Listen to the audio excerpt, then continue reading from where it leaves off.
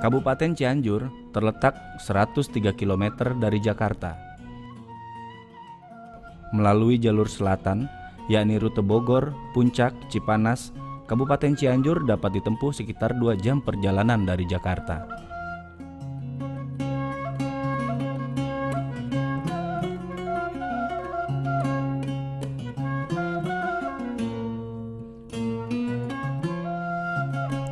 Luas Kabupaten Cianjur adalah 350.148 hektar, di mana 43%-nya atau sekitar 105.000 hektar berupa lahan sawah atau perkebunan.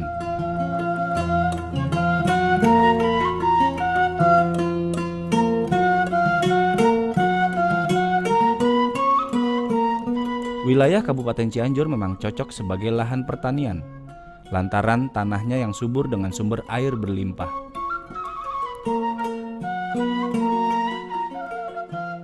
Selama ini, Cianjur identik sebagai daerah penghasil beras di Indonesia. Pandanwangi adalah salah satu jenis beras yang terkenal dari Cianjur. Beras jenis ini warnanya putih cemerlang, rasanya enak dan pulen. Dengan wangi khas Pandan, karenanya disebut Pandanwangi. Setiap tahun kapasitas produksi beras Cianjur sekitar 100.000 ton, belum termasuk jenis beras lainnya.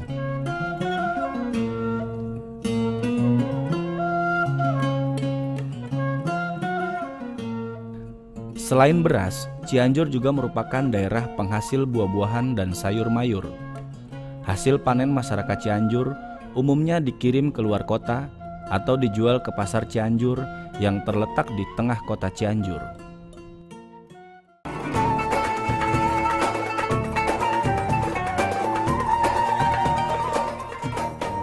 Islam merupakan agama mayoritas di Cianjur, dengan komposisi 98% Muslim dan sisanya 2% penganut agama lainnya.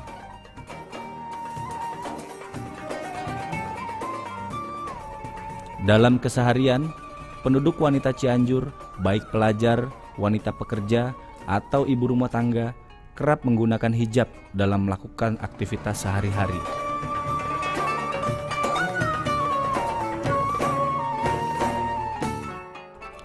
Cianjur juga disebut sebagai kota santri, lantaran di wilayah ini bermukim kurang lebih 1.200 pondok pesantren yang tersebar di seantero wilayah kabupaten.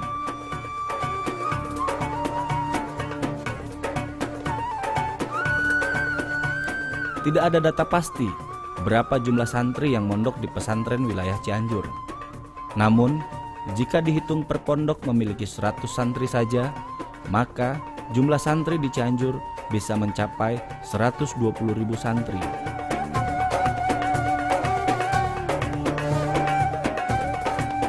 Tradisi pesantren di Cianjur sangat mengakar. Dari literatur yang ada, eksistensi pesantren di Cianjur dimulai sejak abad ke-17. Pada masa itu, terdapat 17 pesantren.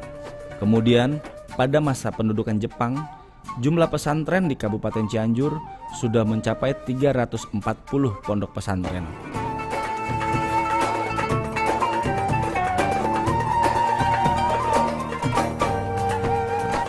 Mengapa Islam dengan tradisi pesantrennya dapat mudah diterima oleh masyarakat Cianjur? Ini karena pendidikan pesantren dianggap sesuai dengan prinsip-prinsip tradisi ngaos, mamaos, dan mainpo.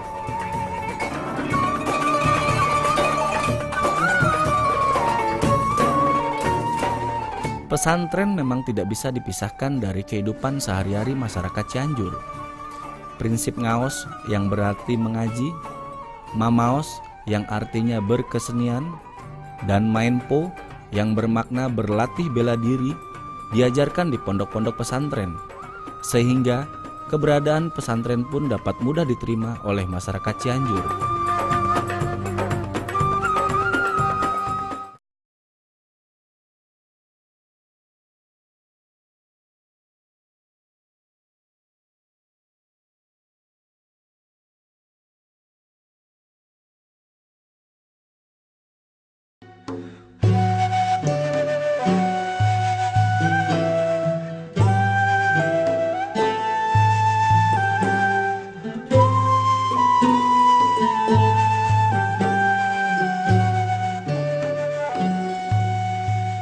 Dengan tradisi pesantren yang begitu kuat, pendekatan pendidikan agama pun akhirnya dilakukan hampir di semua aspek kehidupan masyarakat Cianjur, termasuk terhadap para penghuni lapas.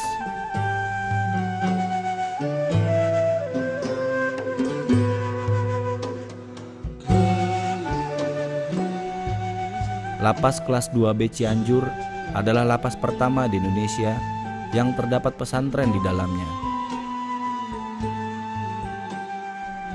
Lapas yang terletak di tengah kota Cianjur ini mampu menampung hingga lebih dari 600 penghuni, di mana hampir semuanya merupakan santri pondok pesantren terpadu At-Taubah.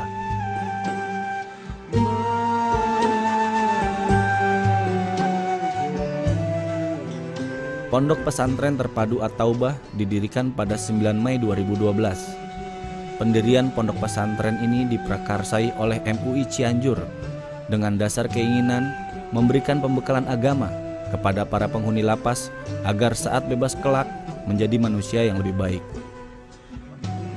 Ya, memang kita membangun kesadaran dari seluruh warga binaan yang terutama diawali bahwa kita ingin membangun psikologis mereka, di mana yang mungkin orang mengatakan bahwa mereka itu adalah sampah masyarakat. Saya tidak sepakat ketika mereka dikatakan sampah masyarakat, karena kita berbicara filosofi sampah. Sampah itu apabila kita sentuh dengan ilmu, misalnya plastik, Pak. Plastik ketika kita olah, artinya disentuh dengan ilmu bahwa dia bisa menjadi barang yang bernilai ekonomis. Begitu juga manusia yang dikatakan oleh orang sebagai sampah masyarakat, ya. Nah, itu belum tentu sejatinya dia sampah masyarakat. Ketika kita sentuh dengan ilmu, kita berikan pemahaman tentang dinul Islam secara kafah, maka mereka pun bisa menjadi orang-orang yang berguna, bisa hidup di tengah-tengah masyarakat dengan baik.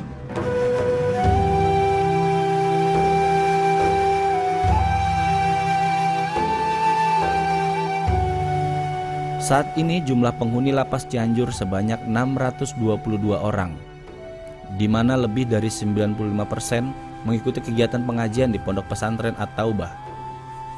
Tidak berbeda dengan ponpes di luar lapas, di pondok pesantren terpadu At-Taubah, seluruh penghuni lapas yang mengikuti kegiatan pesantren disebut sebagai santri. Pusat kegiatan santri dilakukan di Masjid At-Taubah yang terletak di dalam lapas, tidak jauh dari lokasi sel dan berhadapan dengan taman yang asri.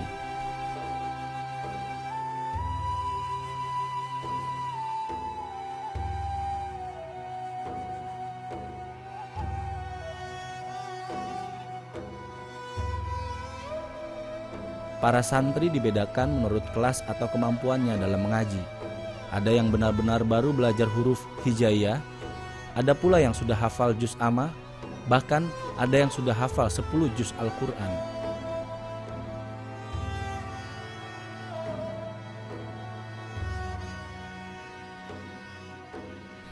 Untuk santri yang lebih pandai biasanya dipisah menjadi kelas tersendiri dan mengaji setiap hari Selasa pagi yang dipimpin langsung oleh kepala pengasuh pondok.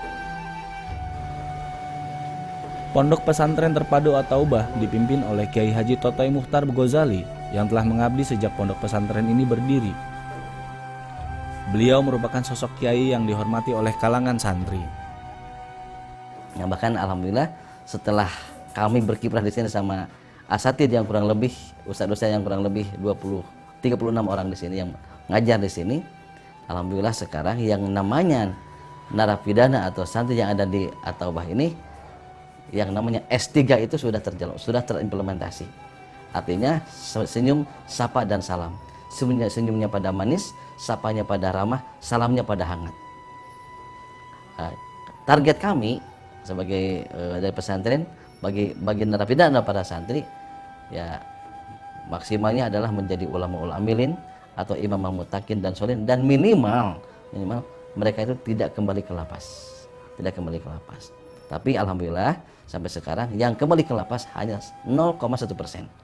Kenapa? Apalagi sekarang program kami setiap santri yang pulang dari lapas atau yang bebas dari lapas diantar ke tempatnya, ke kampung halaman masing-masing. Langsung saya nyampaikan timbang terima ke istrinya atau ke suaminya atau ke orang tuanya dan juga pemerintah setempat dan juga ke majelis ulama minimal tingkat desa. Jadi saya serahkan, di situ ada yang harus ditandatangani dan saya bahas sebagai arsip seni, dan langsung ada pengajian. Di situ juga ada penitipan-penitipan yang lainnya seperti sertifikat pesantren dan juga amanah-amanah dari pesantren. Maka alhamdulillah sampai sekarang itu subhanallah yang mencontoh bercermin ke sini, dan dari studi banding ke sini dari mana, dari Riau, Pekanbaru, juga dari mana, dari Depok, dari Sukabumi, dari Kuningan, dari Ciamis, juga dari Indramayu, Ambarawa, juga dari Pekalongan, Bandar Lampung, dan Kalimantan Utara. Kemarin tidak lama ada yang berkunjung ke sini dari Inggris dan dari Prancis. Keberadaan lapas atau pesantren atau bah di sini seperti inilah keadaannya. Walaupun mudah-mudahan bukan hanya kata saya, kondusif, aman dan nyaman. Mudah-mudahan sama juga pendapat orang lain. Juga setelah itu saya bikin masjid ini 1 tahun saya bikin masjid senilai 1,7 miliar. Itu dananya dari pemerintah dan juga dari masyarakat. Alhamdulillah juga selesai bikin jogging track, juga taman At-Taubah, juga tempat duduk dan juga yang lain-lainnya. Karena pembinaan yang kami lakukan di lapas ini adalah 2 kelompok pembinaan besar. Yang pertama adalah pembinaan kepribadian, yang kedua pembinaan kemandirian.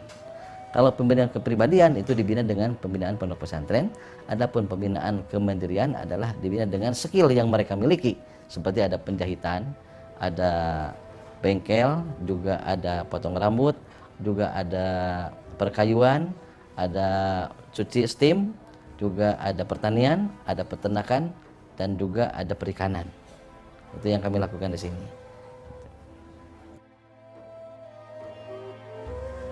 Secara rutin Pondok Pesantren Terpadu At-Taubah juga menggelar kegiatan sholat istighosah yang diikuti oleh hampir seluruh santri. Istighosah ini diisi dengan zikir serta doa bersama. Rasa rindu dengan keluarga dan juga rasa penyesalan bercampur menjadi satu, tunduk dalam lantunan kalam ilahi.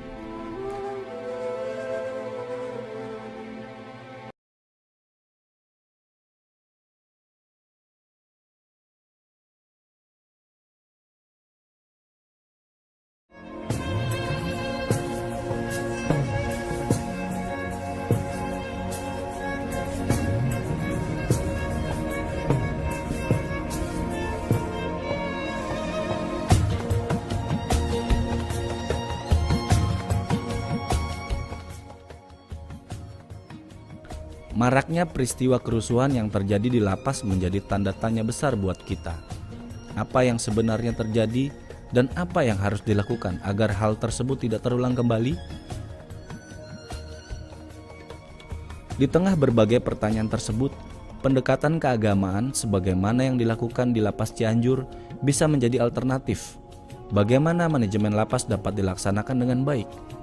Misalnya, di lapas ini tidak ada istilah kepala kamar yang selalu identik dengan orang yang memegang kekuasaan.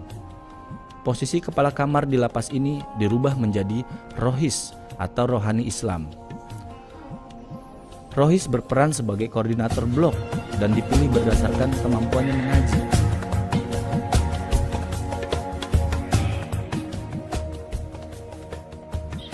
Nama-nama blok di lapas ini pun mengambil nama-nama Islami, seperti blok At-Taqwa, blok At-Tawakal, atau blok Al-Ikhlas.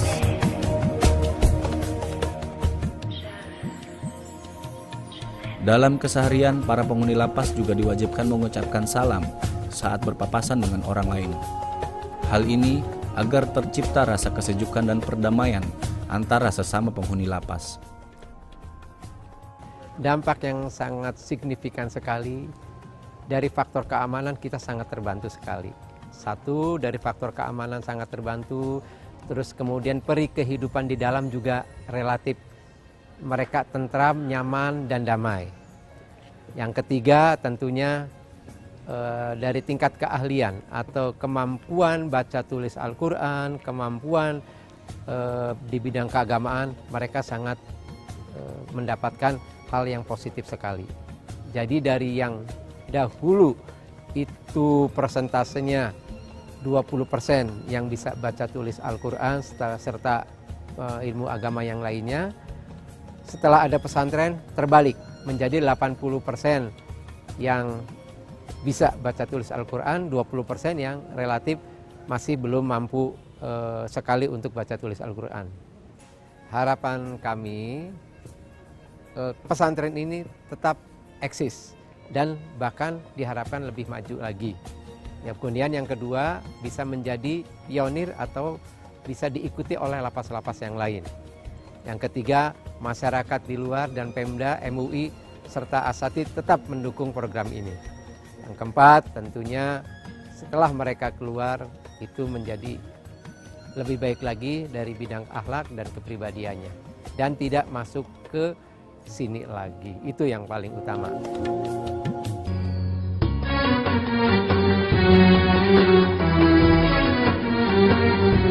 Peranata sosial yang jauh dari nuansa kekerasan di Lapas Cianjur merupakan buah dari berhasilnya pembangunan akhlak para penghuni lapas melalui pendekatan agama yang tepat.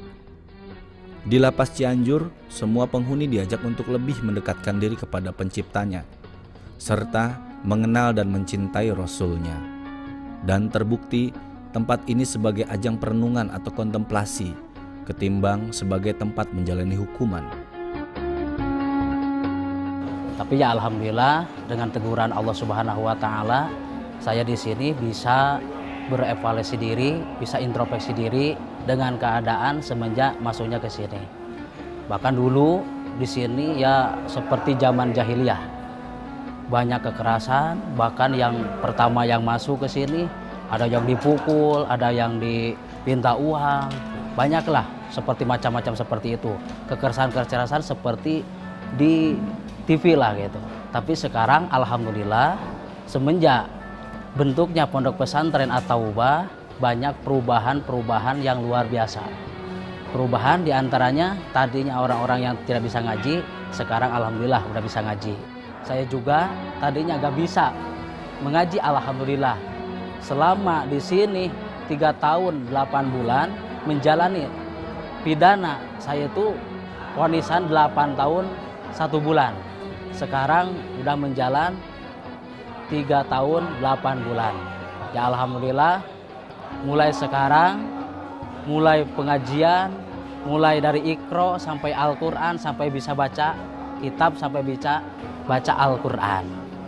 Makanya saya bersyukur kehadirat Allah Subhanahu wa taala, terutama kepada Mama Lapas yang Bapak Kiai itu yang gelarnya mamanya Mama Lapas. Alhamdulillah dia itu membimbing kepada saya dan pada teman-teman, alhamdulillah luar biasa, sampai saya bisa berintrospeksi diri. Karena bimbingan dia, alhamdulillah saya bisa terus-terusan belajar. Dengan belajar semangat cita-cita saya pingin menjadi orang yang luar biasa, pingin menjadi hasil ridha Allah Subhanahu wa taala.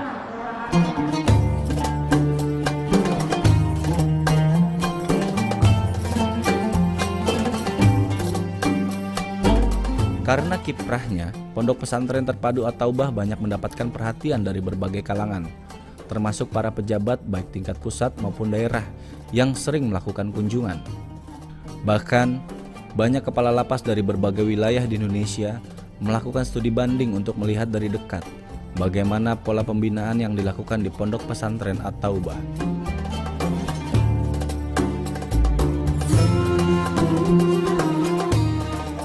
Pola pembinaan ala pesantren di Lapas Cianjur nyatanya banyak memberikan dampak positif bagi lingkungan lapas itu sendiri. Apalagi sebagai tempat hukuman, lapas selama ini diidentikan dengan stigma yang hitam dan keras. Namun di Lapas Cianjur, kesan tersebut sama sekali tidak terlihat. Nuansa damai dan agamis justru menjadi hal yang menonjol dan begitu kentara. Jika pembinaan melalui pendekatan agama seperti ini dilakukan, maka tujuan lapas sebagai lembaga rehabilitasi bagi mereka yang menjalani hukuman insya Allah akan tercapai. Pintu taubat pun akan tergapai.